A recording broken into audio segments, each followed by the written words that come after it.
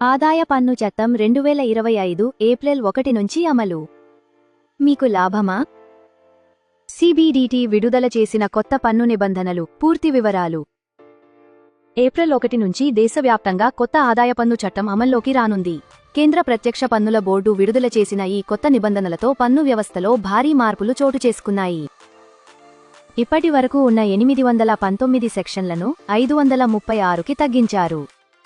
అలాగే 47 చాప్టర్లను 23కి కుదించారు. ఇందులో ఉద్యోగులకు పెద్ద ఊరట ఏమిటంటే నగర ప్రాంతాల్లో హెచ్ఆర్ఏ మినహాయింపు 50% వరకు పెంచారు. అలాగే పిల్లల ఎడ్యుకేషన్ అలవెన్స్ ₹300 నుంచి ₹3000కి పెరిగింది. కానీ ఈ కొత్త చట్టం వల్ల నిజంగా మీకు ఎంత లాభం? దాని పూర్తి వివరాలు తెలుసుకోవాలంటే మా ఛానల్ను సబ్స్క్రైబ్ చేయండి. ఆదాయ పన్ను చట్టం 2025 నిబంధనలను ప్రభుత్వం విడుదల చేసింది. ఆదాయ పన్ను నిబంధనలు 2026 పేరుతో కేంద్ర ప్రత్యక్ష పన్నుల బోర్డు సిబిడిటి ఈ మేరకు శుక్రవారం ఒక నోటిఫికేషన్ విడుదల చేసింది. ఈ నిబంధనలతో ఉద్యోగులకు పెద్దోరత లభించనుంది. ప్రధాన అంశాలు.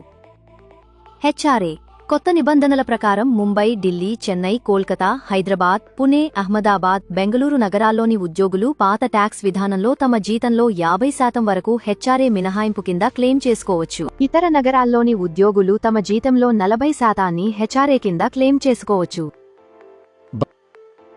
పిల్లల విద్య, హాస్టల్, ఇతర అలవెన్సులు. కొత్త రూల్స్ ప్రకారం చదువుల కోసం ఒక్కో సంతానానికి క్లెయిమ్ చేసుకునే నెలవారీ అలవెన్స్ను ₹300 నుంచి ₹3000 వరకు, వారి నెలవారీ హాస్టల్ ఖర్చులను ₹300 నుంచి ₹9000 వరకు పెంచారు. అయితే ఈ ప్రయోజనం 2 పిల్లల వరకు మాత్రమే పరిమితం. Car allowance. ఉద్యోగులకు కంపెనీలు అందించే కారు అలవెన్స్ ఇంజన్ సామర్థ్యాన్ని బట్టి నెలకు ₹5000 నుంచి ₹7000 వరకు ఉంటుంది. డ్రైవర్ అలవెన్స్ కింద మరో ₹3000 క్లెయిమ్ చేసుకోవచ్చు. ఇంటి వద్ద అందించే సేవలు. ఉద్యోగి ఇంటి వద్ద పనిచేసే స్వీపర్, తోటమాలి లేదా వాచ్మెన్లకు చెల్లించే వాస్తవ జీతాల టాక్సబుల్ వాల్యూ. బహుమతులు, వోచర్లు. ఒక ఆర్థిక సంవత్సరంలో ఉద్యోగి అందుకునే బహుమతులు, వోచర్ల విలువ ₹15000 మించితే సదరు ఉద్యోగే పన్ను చెల్లించాలి. పని ప్రదేశాల్లో భోజనాలు. ఆఫీస్ అవర్స్లో పెయిడ్ వాచర్ల ద్వారా కంపెనీ అందించే ఉచిత భోజనం, బేవరేజ్లపై ఎలాంటి పన్నుండదు. అయితే ఒక్కో భోజనం ధర ₹200 మించకూడదు. అద్దెరు. 1,00,000 మించితే ఏటా చెల్లించే అద్దెరు. 1,00,000 మించితే ఇంటి యాజమాని పేరు, చిరునామా, పాన్ నంబర్ సబ్మిట్ చేయాలి. అలాగే ఇంటి యజమానితో ఉన్న సంబంధ బాంధవ్యాలను కూడా వెల్లడించాలి. ఎల్టీఏ. ప్రయాణ ఖర్చులకు సంబంధించిన డాక్యుమెంట్లు సమర్పిస్తేనే ఎల్టీఏను అనుమతిస్తారు. హౌస్ ప్రాపర్టీ ఆదాయం. సొంత ఇంటి నుంచి అద్దె ఆదాయం ఉంటే ఇంటి నిర్మాణానికి అప్పు ఇచ్చిన వ్యక్తి లేదా సంస్థ పేరు, చిరునామా, వారి పాన్ నంబర్ సబ్మిట్ చేయాలి. క్రిప్టో ఎక్స్చేంజీలు. ఈ ఎక్స్చేంజీలు తప్పనిసరిగా తమ ఖాతాదారుల లావాదేవీల సమాచారాన్ని ఐటీ శాఖకు తెలియజేయాలి. Pan number.